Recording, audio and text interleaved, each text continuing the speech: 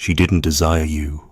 She desired the version of herself that only existed when you ignored her. You became a ghost at the feast, seated, but unreachable. The more she laughed, the colder you became. And the colder you became, the more she mistook her humiliation for hunger. Every other man gave her mirrors. You gave her silence. And in that silence, she heard the echo of a woman she could never fully become, not beautiful, but denied. You were not playing a game. You were playing God. Your absence dressed itself in velvet, and she crawled toward it like an offering, not because you promised anything, but because you didn't. A man who withholds attention in a world addicted to validation becomes myth, and myths are never touched, only obsessed over. If you recognize yourself in this silence, let it breathe. Like the video. Carve your name into the comments. Subscribe and never explain your distance. She cannot chase a man who is seated. She can only chase one who has already left the palace. You were never meant to stand beside her. That's where the beggars gather arms outstretched, voices trembling with want. That's where the performers juggle worth, where the faithful offer their eyes first and dignity second. You, instead, left your throne empty, and in that vacancy, she saw a kingdom, not because it belonged to you, but because you refused to sit in it. You passed through like wind through silk, slow enough to leave warmth, cold enough to leave shape. You were not a man to her. You were a shadow she failed to trap. She did not fall in love. She fell in pursuit, and pursuit is always built on absence. If you had reached for her, her breath would have calmed, but your stillness made her restless. The less you revealed, the more she invented. She decorated your silence with stories, painted your withdrawal as mystery, and offered herself not to who you were, but to the space you denied her. You did not build walls. You became the open door that never let her inside, and that, precisely, is what burned her alive. It was not cruelty. It was the absence of availability. That is what scorches the heart faster than rejection, indifference that cannot be blamed. You see, a no gives her a grave to bury her fantasies in, but you gave her nothing, not closure, not confusion, not chaos. You gave her stillness, and in that stillness, she heard the scream of a woman unchosen, not because she was unworthy, but because she never had a place in your myth. And so she returned, again and again, with new costumes, new moods, new wounds, all of them rehearsed to stir a response. But your eyes never changed temperature, your voice never chased. You had already left the palace, and that absence made you irresistible. A man who is seated can be challenged, but a man who walks away becomes legend. Women do not fall for men. They fall for the gravity those men refuse to use. You did not push. You did not pull. You simply remained in orbit, untouchable. And in that refusal, you awakened the most ancient hunger, the desire to be chosen by a man who does not need to choose, not because he cannot feel, but because he has already conquered himself. This is the scarcity Nietzsche spoke of, not just in action, but in presence. The man who values his gaze creates a marketplace of agony. Every look becomes currency, every silence becomes theater, and the throne, now empty, is no longer just a seat. It becomes a symbol of what cannot be possessed. Do you remember the way she looked at you? It wasn't love. It was a calculation collapsing in real time. She believed you were playing, that your indifference was strategy. But when she saw, it was not when she saw that you truly did not need her laughter, her body, or her chaos, her world fractured. Because if you were not playing, then her control had no meaning. And if her control had no meaning, then she was not who she thought she was. You did not offer mirrors. You offered a void, and into that void, she poured her femininity, hoping it would reflect back as power, but it didn't. It vanished. You did not invalidate her. You simply did not confirm her. And that is what tears the skin from illusion. Because most men give too much, too quickly, too eagerly. They hand over their attention like meat to the altar. You did not. You were still, but not stuck, distant, but not defensive. You had nothing to prove, and in that, she saw something unbreakable. The man who stays silent without tension is not suppressing desire. He is controlling reality.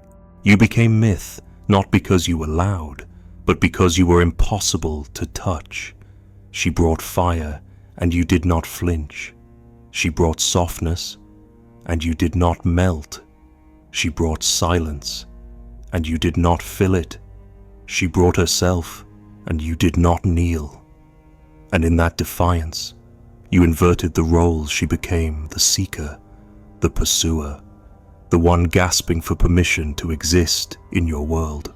You made no promises, you made no moves, but you made a mark. She began dressing differently around you, not because you noticed, but because you didn't.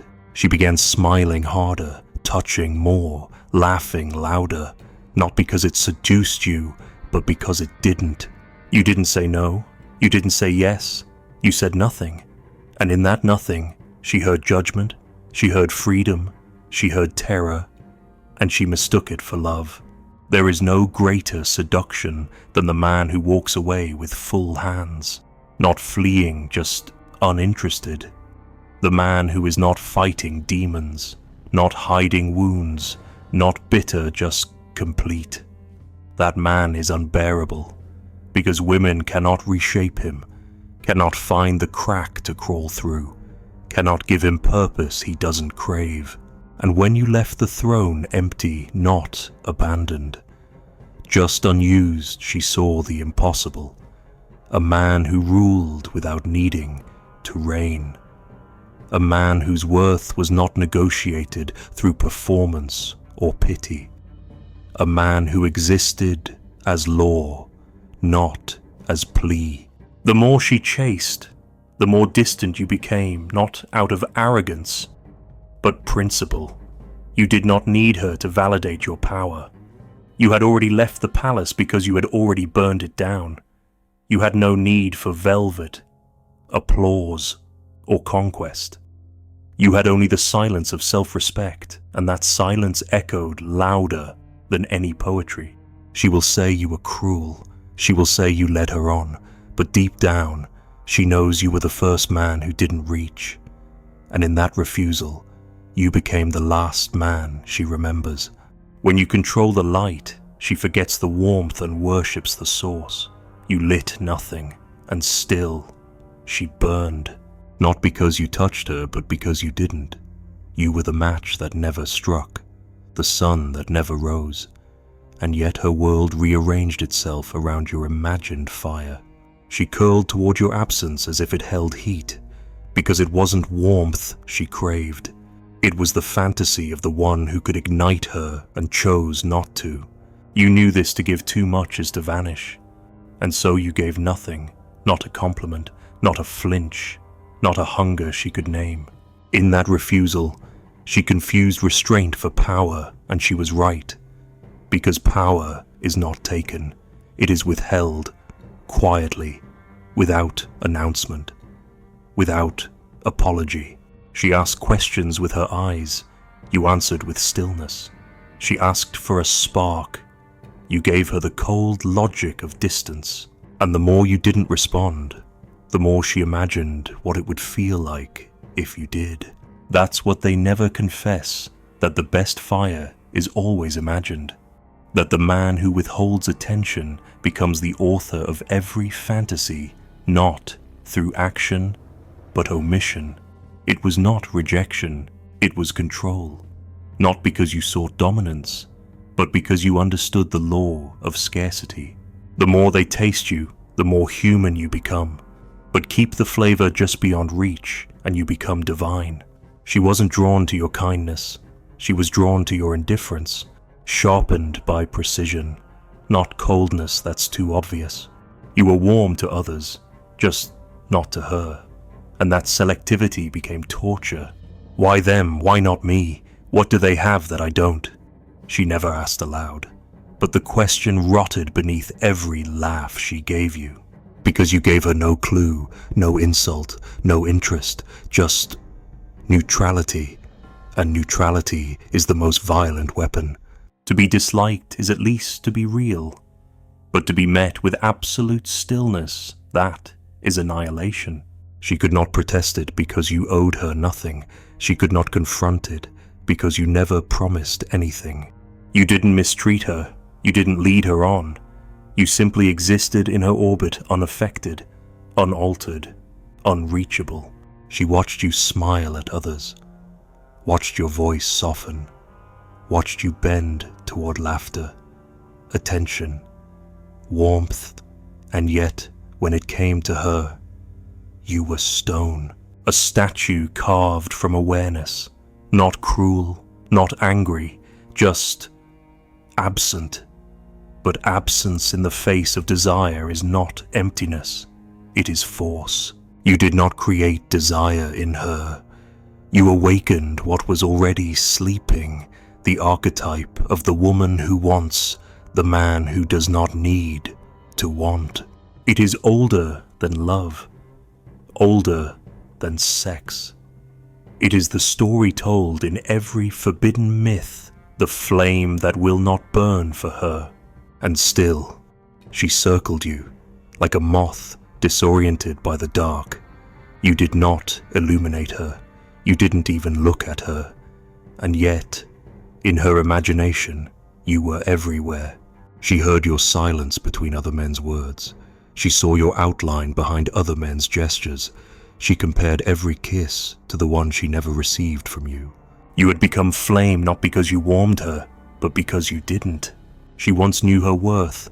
She once believed her beauty could summon gods. But you ruined that, not by denying her beauty, but by treating it like wallpaper, visible, irrelevant, decor. You were the first man who didn't melt, and that made her reflection feel brittle. If you didn't want her, who was she? So she performed, subtly, strategically. She brought pieces of herself she thought you'd notice, a book she knew you'd respect, a silence timed to your presence, a skirt worn for your absence. She didn't chase you like the others. She outweighted you, hoping you'd blink, hoping you'd flinch. But you didn't. You weren't hiding your desire, you had dissolved it, and that terrified her. Because your silence wasn't defense, it was freedom. You did not guard yourself. You had nothing to guard. You had already swallowed your need, not suppressed, transcended. You did not need her admiration, her laughter, her validation. You did not want to be seen. You had already seen yourself, and in that stillness, you became unbearable. Because women are trained to respond to fire, not to the absence of it. She saw others warm themselves by you, but you never reached for anyone. And that made your warmth not a gift, but a miracle, rare, random, unclaimed. So when she imagined you choosing her, she imagined salvation, not romance. She imagined the undoing of the void you'd carved into her mirror, not love, not sex, just recognition. But you offered none, and that is why you stayed alive in her mind, because you never collapsed into the obvious. You never confirmed her assumptions. You never gave her the climax her scripts demanded. You stood there untouchable, unfinished, and in that unfinishedness, she painted you as everything. The man who gives nothing becomes infinite. You were never cruel, but cruelty would have been easier. At least she could hate you. But how do you hate silence? How do you punish a man who never asked to be touched? How do you forget someone who never tried to be remembered? You are not the man she tells her friends about. You are the one she doesn't mention, because there is no story, only ache. You did not manipulate. You did not hide. You simply glowed at a distance she could never calculate. And the closer she tried to get, the colder you became, not from fear, but from indifference. And now she stares into the empty space where your attention should have been convinced it means something. That if she could just adjust her angle, shift her approach, dress it differently, shrink her need, you might notice. You might blink. You might flame. But you won't, because the moment you light the match, you become like all the others. And that is something you will never allow. If you do not respond, she will not see herself, and that absence becomes unbearable. You didn't argue. You didn't agree. You didn't even exist in the way she needed you to, not as an obstacle to overcome, not as a mirror to admire herself in, but as something worse, a blank, a man without reflection, a presence that offered no shape to her image, no response to her signal. And in that absence, she did not see you. She saw herself, unraveling. She didn't want to be loved. She wanted to be recognized, not for who she was, but for who she imagined herself to be in the glow of your attention. But you gave no glow. You gave no reaction. You became the one thing modern desire cannot survive, a silence that doesn't validate. Because what is a woman in the presence of a man who does not respond, not adored, not rejected, not real? She searched for signs, a breath held too long, an eye that lingered, a syllable too sharp, anything she could interpret. But you offered none. You were not mysterious. You were complete. And a complete man leaves no space for projection. He does not bend under attention, nor respond to pressure. He exists outside of her construction, and that, to her, is madness. She tried again. A joke dropped at your feet like a coin in a wishing well. A glance that carried 10 meanings. A question that begged for personal disclosure. But your answers came like stone tablets, neutral, firm, unchanging. Not because you disliked her, but because she had no access to your mirror.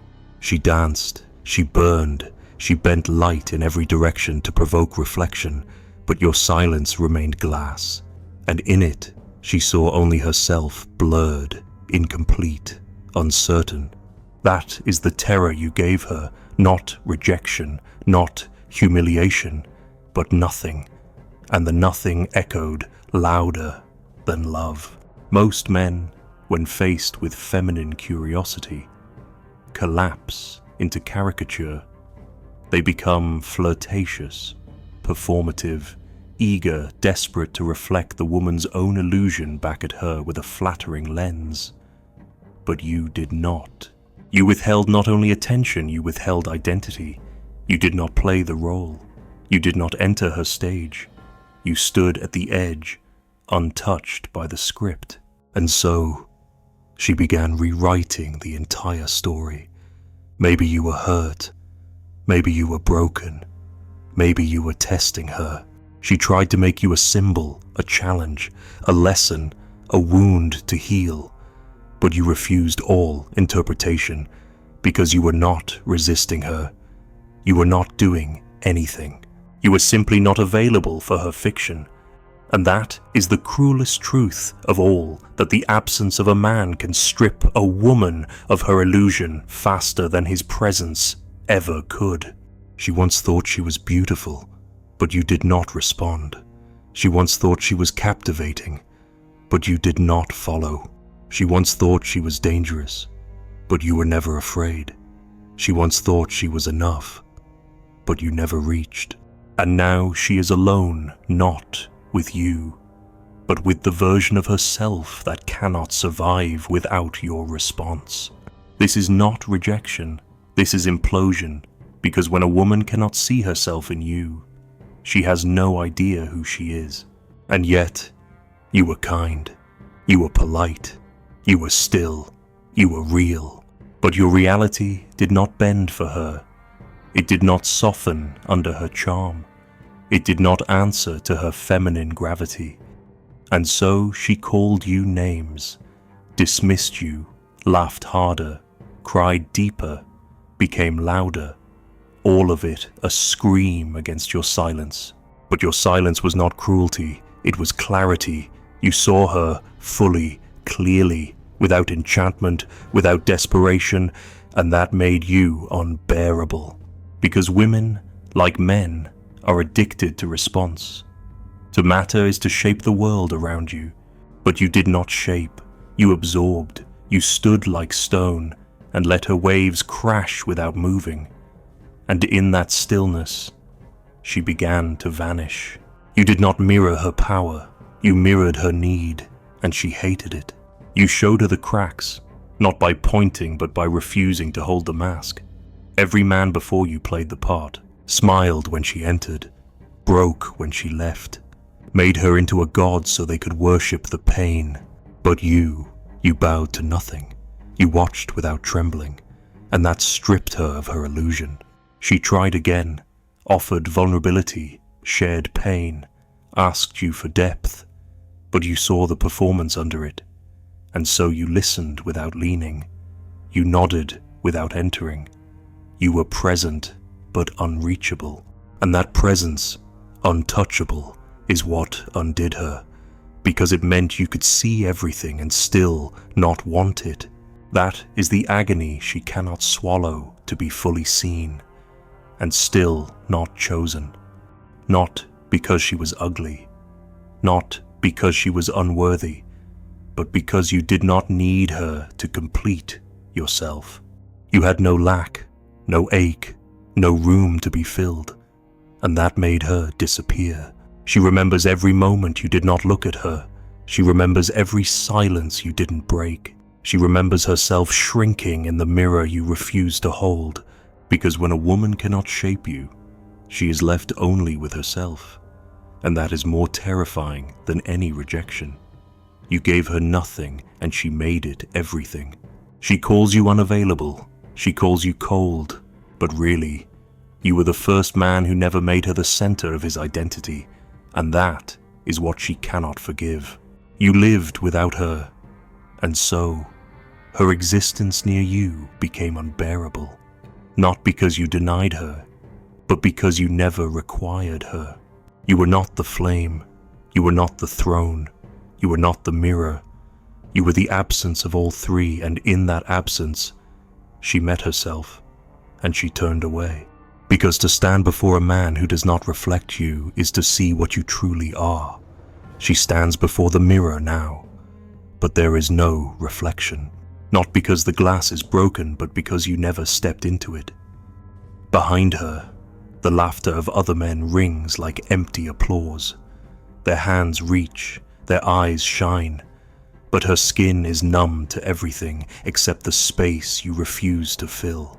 She tries again to summon herself through the scent of perfume, through the tilt of her voice, through the memory of being worshipped, but none of it moves you, because you are not watching.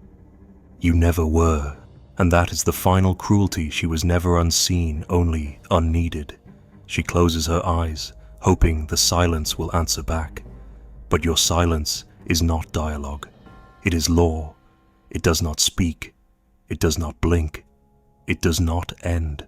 So she waits in the hall of forgotten women, beautiful, burning and unreflected, asking the question that has no echo if I vanish in front of him. Was I ever real? And somewhere far away, you are not listening. You are not remembering. You are not returning. You are walking with no footsteps, with no shadow, only the absence that haunts